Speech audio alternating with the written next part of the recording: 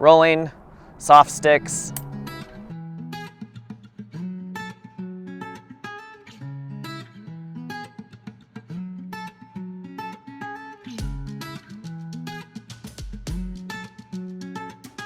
Hello YouTube! Today we are doing part 2 of the Switchpod. So part 1 was the unboxing, part 2 today is the review.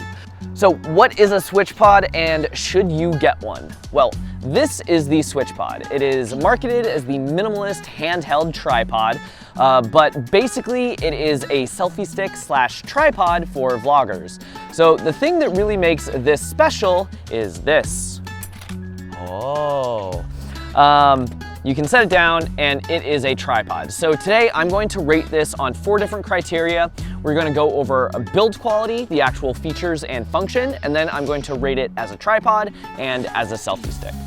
So just going over the build quality, this thing was really well made. I like the material that it's made out of. It feels good to the touch. It is something that I'm not worried about scratching up in my bag, but it's also something that I'm not worried is gonna fall apart or break on me. So for the money, I think they did a really good job. Some of the features on this are really well thought out. All of these not only make it lightweight, all of these cutouts, but they designed it so that you can put this on a carabiner and really easily take it with you on the go. You can clip it to your camera bag, you can take it out hiking.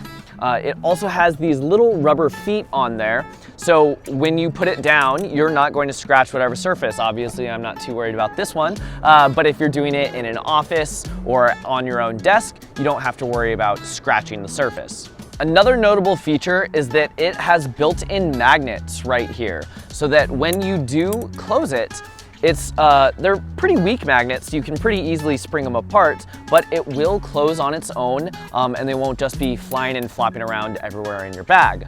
The last thing that I do want to mention about this is I love how they put this knob for the camera plate instead of one of those camera plates where you need to have a nickel or a screwdriver to put it in. So this is a standard camera thread. If you use a ball head with this, it either has to be one of the really small ones or you need an adapter. Honestly, one of my biggest gripes about this though is in the promo videos, those guys look so cool, just flipping it in and flipping it back. But if you saw my unboxing video, which there will be a link in the description or you can check the iCard, flipping it back could be hazardous to your health without a lot of practice. The other thing that I noticed is people like Peter McKinnon flip this out, they set it down while the camera's rolling. I have absolutely no idea how he pulled that off.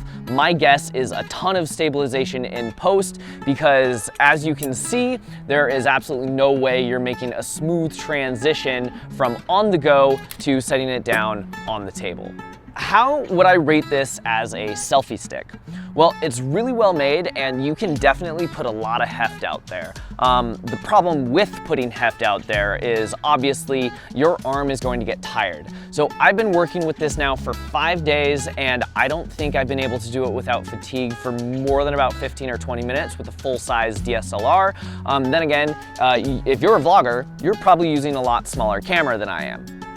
But I do like these hand grips. They do feel really comfortable. One thing that I wish they had is today it's quite cold and so the metal is getting really cold. I do wish they had kind of a more rubber grip material that was a little easier on the hands for extended periods of use. So I do like that they have the grooves on both the bottom and top half of the rig. So if you are running something heavier than this and you need 2 hands, or if you have a monitor up on top or a shotgun microphone or any number of things that you might be having as a vlogger, then you'll be able to do 2 hands and kind of help with that fatigue issue. It is pretty comfortable. I do like the angle bend that they put it at. The angle bend also helps putting the camera just a little bit farther back from the reach of your arm. So it just gives you a little bit more distance so you don't have a wide angle camera just right up in your face. So how does this fare as a tripod? All in all, it's not bad. I have a lot of the kind of small GorillaPod style things. I even have a couple older ones that I don't even know the brand names of because mostly they were just garage sale things that I got that were made for cameras back in the 70s. But yeah, so as a tripod, I do really like it. It's got a decently wide base, which again you get from that angled foot design. So it does have this knob here so that when the springs go out, it doesn't overextend, putting it in the perfect position. But I wish this knob or some other feature on here would allow you to lock it into place. Because although thankfully this hasn't happened yet, if you put a monitor on here and you put a shotgun microphone on here, all it takes is a little nudge, and now this is looking really precarious.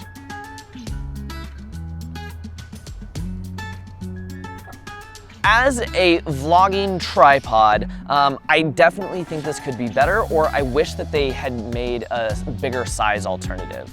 Because if I put this on the table like so, ideally the camera is at your eye line, and this one's, you know, at your chin, which is gonna give you that double chin or looking up your nostrils, and not really the most flattering look.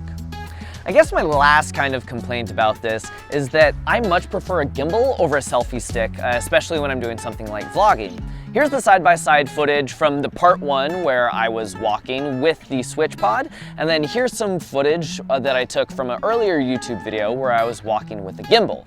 You can see that even though it's cell phone versus DSLR quality, I think that I would personally watch, and I think my viewers would watch, the one on the gimbal over the one with the DSLR. So to ask the big question, is it worth it? Well, this is a very niche product that is definitely for YouTube vloggers. So if you're not a YouTuber, the answer is no, probably not. But if you are a YouTuber, well, I don't think it's the best tripod, and I don't think it's necessarily the best selfie stick, as I would rather personally use a gimbal.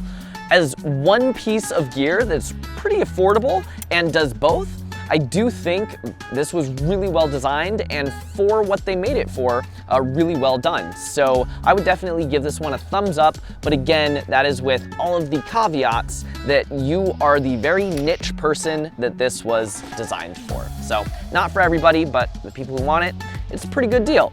So that's my review of the Switchpod.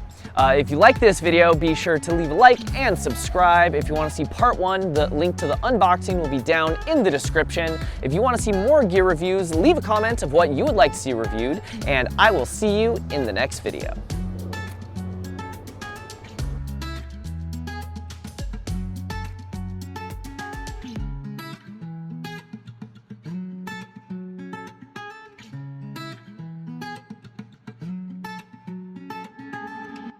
How does this fare as a train? Are you kidding me?